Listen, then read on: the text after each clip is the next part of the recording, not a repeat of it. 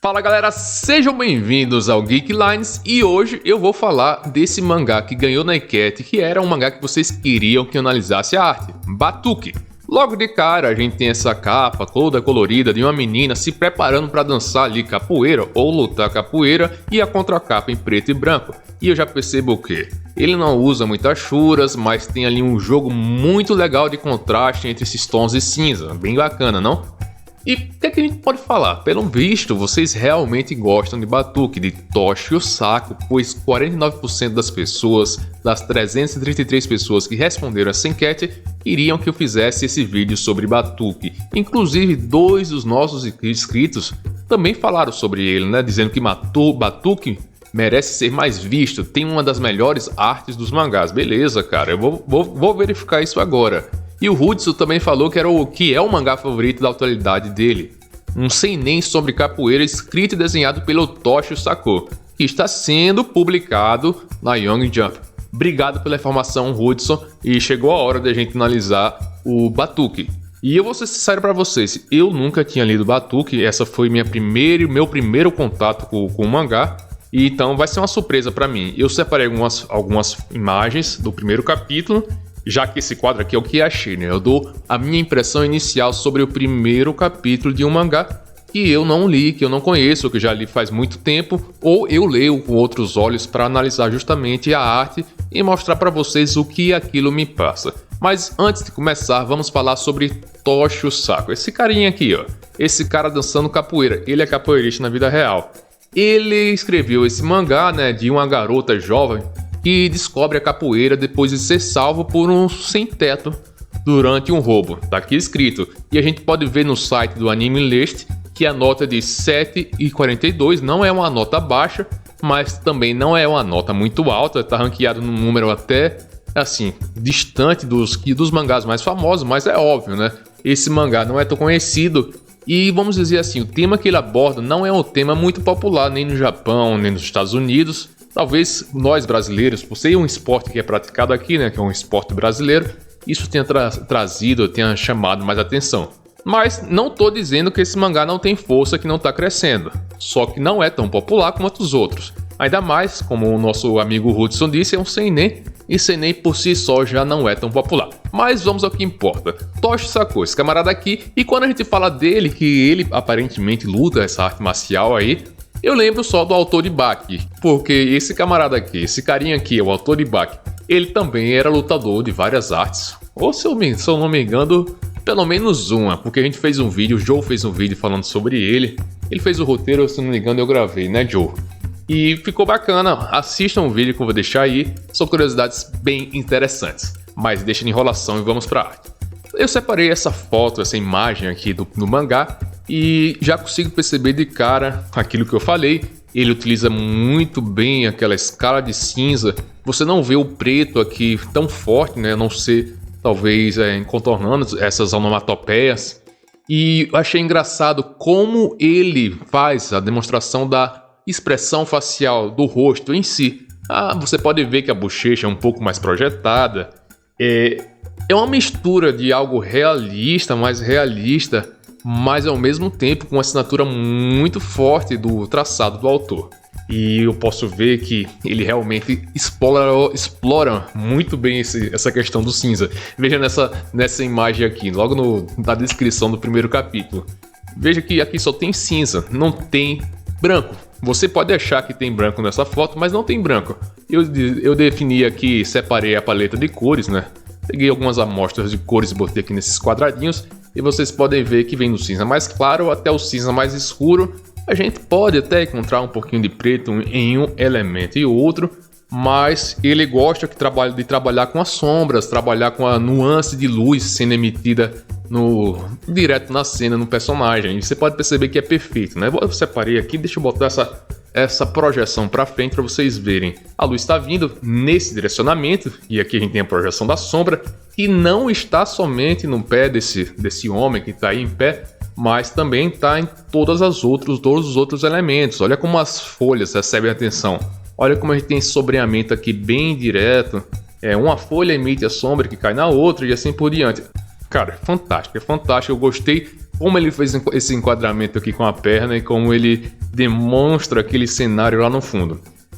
Esse autor sabe desenhar, ele é bom, mas ao mesmo tempo a gente passa por uma questão engraçada. Ele tem umas características únicas dele. Ao ver a protagonista criança, e nessa página específica, ele está retratando as características dela quando era criança, as feições, as expressões, como ela era expressiva, e de fato muito expressiva.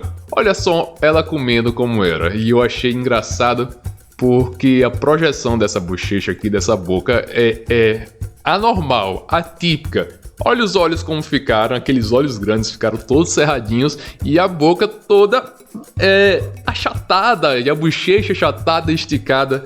O que é legal, né? Dá aquela assinatura pro autor e a gente vai se acostumando com isso. E não é uma coisa ruim, não é uma coisa boa, é uma coisa dele. E a gente fala aqui da criança, né? Vocês sabem que criança tem um cabeção. Por que eu falo isso? É da anatomia. Vocês podem perceber que a representação tá bem legal, tá correta. E segundo aqui, esse esquema, por exemplo, tem um crédito aqui, a fonte de onde eu tirei, essa imagem não é minha. Veja como é a representação da projeção, da proporção do corpo da pessoa ao decorrer do desenvolvimento com a idade, né? De 1 ano até a fase adulta, né? Passa por 3, 5, 10, 15 anos. Olha só, e eles medem isso por cabeça. Uma criança de 1 ano é representada por 4 cabeças em relação ao corpo, né? A cabeça na posição número 1, 2, 3 e 4. Ou seja, no começo da nossa vida, a nossa cabeça ocupa um espaço muito maior em relação ao nosso corpo do que no final, de adulto para cima, né? E ele representou aqui da maneira como esse padrão fala, né? Aqui, 1, 2, 3 e 4. Perfeito, né? Legal. Então, ele tá atento a esses detalhes. Mas será? Eu já boto será porque eu já dei uma olhadinha nas outras fotos e eu vi que não é bem assim em todos os momentos. Mas vamos passar para outra etapa. Essa imagem é fantástica. Dela ali, caidinha no chão, um prato de comida derrubado, um tom de caos, mas um caos muito leve, retratando que alguma coisa aconteceu ali. Ela deve ter caído da cadeira. E vocês percebam que a gente tem 2 momentos nessa composição. E eu vou trazer esse destaque aqui para cima, olha só. Tem esse momento da cena principal e aqui todo o detalhamento, o passo a passo, o enquadro em algumas partes, por exemplo, específicas do corpo, como o rosto, o tronco. E o que eu quero dizer aqui sobre as cores. Veja que na parte da direita, que eu botei em amarelo, a gente tem a predominância de tons mais escuros. E se a gente pegasse essa predominância, e botasse aqui em uma proporção, imagina que esse quadrado todo aqui representa a quantidade de cores que tem naquela parte da composição. Então o preto está mais presente, aqui eu representei o preto em quase toda a composição, e aos poucos a gente vai escurecendo em quadrados maiores os tons mais escuros, até chegar ao branco, que está muito menos representado, aqui tem muito menos branco. Já nessa outra parte que a gente tem essas fotos em destaque, a gente tem um tom mais claro, que dá um contraste muito bom. E se você parar para prestar atenção, a gente vem do claro e vai escurecendo aos poucos, mas o preto mesmo é muito pouquinho, tem um pouquinho aqui na escadaria, numa sombra, mas não é muito visível. E aí a gente tem a relação contrária com a outra parte da composição. O branco mais predominante, ou cinza bem clarinho, e aos poucos vai escurecendo, certo? O branco de novo no centro, para mostrar também bastante a predominância. Mas vamos seguindo para as páginas do mangá. E eu gosto como ele faz a divisão dos quadros. Ele brinca, ele deixa às vezes aquele painel grande com vários detalhes e outras vezes ele subdivide muito bem os painéis. Mostra uma cena, chuva caindo, um detalhe, um objeto ali, o porta-jornal. E uma coisa que eu gosto, quando você isola, ele fez isso na composição passada, isola elementos do corpo. É bem interessante isso, porque é como se você estivesse tentando contar, olha só, presta atenção nesse gesto, nesse exato momento que a personagem está fazendo. Dá aquele suspense ao correr uma câmera pelo corpo, assim você vai percebendo a cena como um todo, mas ele não entrega de vez. Quando ele quer gerar impacto, como na composição passada, Ele entrega de vez tudo ali e você tem que parar para prestar atenção em todos os elementos jogados. Tem coisa jogada no canto, no outro canto, um caderno, uma mochila, e você vai tentando entender como é a cena, porque tem muita informação. Já aqui não tem muita informação. E ele detalha e divide, subdivide tudo muito bem. E ele fez isso aqui também aqui embaixo, onde isolou o rosto desses dois adultos. E a cena que vai escurecendo aos poucos. Bem bacana. Eu gosto desse jogo, dessa transição paciente, a paciência em entregar as coisas aos poucos, porque isso é o que nos imerge mais na narrativa. Pelo menos é o que o Mac, sinto, né? Então não sei se é a mesma coisa para todas. Ele muda e nos entrega uma composição um pouco mais pesada e mais linear, direta, com frames, quadrinhos mais quadrados. E aí você chega a uma visão aérea, uma visão de cima da cena, os elementos bem divididos, nada que chame muita atenção aqui no sentido que ele quer dar destaque, de que ele querer dar destaque a alguma coisa em específico, mas sim ao suspense, né? Você vem chegando bem no escuro e naquele ruído. Veja como eu dei um zoom aqui nesse pontilhado do plano de fundo do preenchimento e de fato é como se fosse o granulado de uma TV fora do ar. São vários pontilhados, o que deu um ruído bem legal, já que ele não gosta de dar aquele ruído com as achuras, né? Como, por exemplo, o meu ídolo Tatsuki Fujimoto faz. Ele adora botar achuras. Ele não tem tanto detalhe no desenho dele, assim, no traçado. Não é uma coisa tão realista, mas ele dá um peso, uma expressão muito boa a botar achuras. Aqui não, ele usou esse pontilhado, que não chega nem a ser a half-tone, que são os meio tons e nada do tipo. É realmente uma textura. E fica legal, porque ele está entregando o que ele se compromete a entregar. Mas vamos mudar de cena e vamos para uma cena um pouco mais dinâmica aqui em Batuque. E olha que legal, já uma cena de mais velocidade, nossa protagonista descendo a ladeira andando de skate, e você percebe que ele usa aqui as linhas para definir e representar a corrente de vento, e isso dá toda uma fluidez se você pega e combina com toda a subdivisão dos quadrinhos. Não é um quadrinho assim, uma composição convencional, é uma coisa feita realmente para dar um destaque central na cena, no que está acontecendo aqui no meio, e depois você tem toda a subdivisão lateral para entregar os detalhes. Então, você presta atenção no centro e depois você vai entendendo o que os detalhes são, os complementos. E aí eu vou parar para mostrar para você uma coisa em específico que eu acho legal. Se você parar para prestar atenção melhor, você perceberá que, olha que coisa feia, que coisa horrível que o Mac fez aqui, que eu fiz, meu Deus do céu. Mas esse traçado que eu fiz aqui é para representar toda essa curvatura, dessa trajetória que ele desenhou escondidinho. Eu vou deixar com a opacidade um pouco menor para você entender, maior, deixar mais claro. E você percebe, né, que se dá para ver a corrente passando aqui. Isso dá uma fluidez, isso dá um movimento. Pode parecer uma coisa simples, mas pelo menos para mim isso dá um movimento muito grande para uma cena que já está destacando um movimento intenso, né, que é a descida do skate. E outra coisa que eu acho que complementa muito bem os desenhos e que eu vejo que os nossos inscritos, a gente tem um grupo lá do Discord que se você não tá lá, entra, porque a galera fica partilhando as artes e é uma coisa bem legal. E eu vejo que não só a galera, só os mangakas, mas também nossos inscritos artistas gostam de fazer, são usar essas onomatopeias, que eu acho bacana pra caramba, dá um destaque diferente pra cena e chama a atenção. Olha só, você tem aquele elemento, tem aquela cena que tá legal, mas tá faltando alguma coisa e cabe com aquele momento, principalmente um momento como esse de velocidade, pô, põe uma onomatopeiazinha representando barulho, sei lá, eu não sei o que é isso, mas vai ver, é o representado barulho das rodas do skate rodando por aí, quem sabe, né? Mas quando a gente passa a cena e chega em um outro momento, tem uma coisa que eu sempre falo, eu não sei porque eu adotei essa palavra, a palavra profusão. A cena fica profusa. O que seria profuso? Sabe aquele jogo, aquela brincadeira que tinha naquele livro Onde Está o Wally? E você tentava procurar o Wally naquele amontoado de elementos, numa praia, num circo, num parque de diversões. Basicamente é isso aqui, muitos elementos juntos. Não quer dizer que é uma composição mal feita, não quer dizer que a ilustração tá ruim, não quer dizer que não é um sentido de denegrir a composição.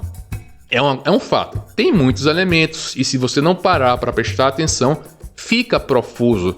E desenhar muitos elementos numa composição, ao meu ver, é uma coisa complicada. Se você não souber ponderar muito bem onde cada elemento vai ficar, a história fica confusa e você perde um pouco da fluidez. A gente falou que isso aconteceu, por exemplo, no desenvolvimento da arte de Oda. E alguns criticam, mas Oda desenha bem, claro, Oda é um excelente artista. Eu sou fã de Oda, eu sou um fã de One Piece, mas é fato que antigamente a arte dele era mais simples e foi ficando mais profusa, o que não tem problema, até porque o Oda sabe entregar uma narrativa muito boa, isso é fato. São peculiaridades de cada mangaka. E no caso do nosso mangaka aqui de Batuque, tem profusões em alguns momentos. Só que é o legal que ele não entrega essa profusão o tempo todo, ele mescla, né? Tem momentos mais simples e outros momentos que são mais profusos. Por exemplo, aqui apesar de termos muitos elementos, não tem tanto peso, né? Porque a gente tem um elemento central, que é a nossa protagonista andando de skate, quase dançando. Ela nasceu para lutar capoeira. Capoeirista, se eu estiver falando o termo errado, se é lutar, se é praticar, me perdoem. E olha só o que eu percebi. Lembra que eu falei que quando ela estava lá representando ela bebê, a proporção do corpo estava legal, estava condizente. Aqui eu não sei exatamente qual a idade dela. Talvez eu tenha me passado na leitura. Desculpa, galera, mas eu tô sem tanto tempo esses dias para estar fazendo tanta análise. Inclusive, foi por isso que eu optei por esse formato. Eu peço perdão. Não estamos no formato tradicional, mas se vocês aceitarem, gostarem, que pelo menos eu entregue uma análise assim mais sem roteiro, dando minha opinião, dá um ok, dá um joinha, fala aí no comentário que eu continuo entregando, porque aí pelo menos eu vou conseguir entregar mais conteúdo. Mas voltando aqui, para não ser prolixo, olha só o tamanho do rosto dela, da cabeça. Eu achei um pouco grande. Se você parar para comparar, essa cabeça aqui tá ocupando quase todo, se não for toda, a região do peitoral, do peito. E o que é engraçado, né? Eu até subdividi aqui em cabeças, como a gente aprendeu aqui naquele esquema. E olha como uma cabeça já ocupa o tronco todo, depois já vai para essa região. Claro que ela não tá exatamente esticadinha em pé, mas eu achei um pouco grande, né? Mas vocês me dizem, vocês concordam ou discordam? E o que é contrastante com a composição e o design de outros personagens, como por exemplo o design do pai dela, que tá totalmente condizente com a proporção de um adulto. Pelo menos olhando nesse ângulo parece que sim. Mas indo para outra cena, eu adoro quando os mangakas definem aquele close no olhar, no olho, e eles dão aqueles detalhes de brilho em seu estilo, o que é legal. Esse cara, como eu disse, não usa muito achuras, mas ele tem um domínio das nuances de cinza que não é tão fácil encontrar. Um cara que tem um domínio dessas nuances que eu gosto bastante, obviamente, é o Murata. Deus Murata, dos ilustradores de mangás. O cara manja muito nessa utilização de cinza, principalmente para dar aquela profundidade. O que o Tóquio... Qual é o nome dele? Corta do vídeo. Não, vou deixar. Eu esqueci o nome do mangaka. Me desculpem, mas eu tô conhecendo ele hoje. Ele consegue dar uma profundidade muito boa. E aí você combina essa profundidade com as linhas em preto aqui, essa junção do tom de cinza junto com o contorno em preto, que assim é firme o contorno dele e fica tudo muito legal. E olha, eu paro para lembrar vocês que eu tô no primeiro capítulo de uma obra que, se eu não me engano, tem quase 150 capítulos. Ou seja, imagina o quanto esse cara não deve ter melhorado. Uma pessoa que já era um excelente artista não deve ter melhorado nesses 150 capítulos nessa obra em específico. Inclusive, se esse vídeo der tiver um feedback legal, quem sabe a gente não possa fazer uma análise, uma mini evolução da arte. Eu não vou dizer uma evolução da arte completa, porque fazer a evolução da arte é um processo complicado, porque a gente sempre aqui no canal faz a evolução da arte na cronologia certa, do primeiro até o último capítulo. Claro, muitas vezes pulando os capítulos, mas as etapas são muito bem definidas, o que dá um trabalho gigante. Por isso que vocês não veem com tanta frequência a evolução da arte aqui no canal. E ele utiliza na narrativa dele alguns elementos, algumas metáforas visuais, como ela dizendo que aquele sentimento... Olha só, bati no microfone. Como ela dizendo que aquele sentimento era como se ela tivesse acorrentada, se sentindo acorrentada. E aqui ele desenha, tem a representação de alguém acorrentado. E uma coisa que eu sempre acho legal é quando você está imerso na leitura do mangá e de repente um elementozinho te entrega que aquilo é uma revista. Você percebe, não, eu tô lendo. Que é a mão dela sobrepondo o espaço vazio e atingindo o próximo quadro. É um detalhe, é necessário? Não é, mas eu gosto. E eu acho legal porque eu acho que te chama a atenção e se destaca, né? De longe você já percebe esse destaque. Mas vamos para uma cena aqui já quase no final do capítulo. Uma cena mais, digamos assim, não usual de planejamento dos quadros. Uma subdivisão grande de quadros, mas ao mesmo tempo a subdivisão assim, não diria aleatória, obviamente não é aleatória, foi planejada. Mas assim, ele pegou um espaço pequeno para dar uma introdução a uma coisa não tão importante. Ele foi crescendo o quadrado para mostrar a importância do que estava acontecendo e de repente entregou aquele movimento, pum, aquela cena ali com um movimento maior e que você tem até vamos dizer assim, um afunilamento em relação ao ponto de vista que está sendo observado, o que dá uma atenção ainda maior à cena que está acontecendo. Uma cena de velocidade, uma cena não só de velocidade, como também uma cena de alvoroço, porque é nesse momento que vai acontecer um assalto que vai levar a nossa protagonista a conhecer quem foi referência para ela ali na capoeira. Lembrando que eu só li o primeiro capítulo, então se eu estiver falando besteira em relação à história, me perdoem, porque eu não sei o resto da história. E continua nessa subdivisão, temos diagonais, angulações, não tem um quadro reto e é bacana. Você não fica com algo monótono, você fica com algo legal. E aí eu acho que a gente chega numa composição que temos o equilíbrio. Eu adoro esse tipo de composição, que você tem muitos elementos na composição, elementos esses que muitas vezes estão aqui no primeiro plano, né, mais próximo da gente, só que são elementos detalhados. Depois a gente vem pro principal, que é a protagonista, e no final, atrás, né, ao fundo, a gente tem um vazio. Então, isso me dá uma sensação de equilíbrio, me dá uma sensação de paz entre o profuso, o não profuso, o detalhado, o não detalhado. É o equilíbrio, e eu gosto desse equilíbrio, e aqui a gente consegue perceber que o traço dele é muito bem definido, é muito firme, e o cara sabe empregar detalhes realmente quando quer. Mas então é isso, galera. Eu percebi aqui agora que quando eu faço esse formato livre, eu falo muito mesmo, porque esse vídeo já tem mais de 20 minutos. Bem, se vocês gostaram da análise da arte de Batuque, deem um like, compartilhem, comentem e se não era inscrito no canal, segue o canal, cara, que a gente sempre faz análise da arte, a gente sempre fala sobre a vida de mangakas, a gente fala de tudo do backstage e de tudo que diz respeito à arte desse mundo otaku. Então, valeu galera, falou, até mais e tchau. Comentem!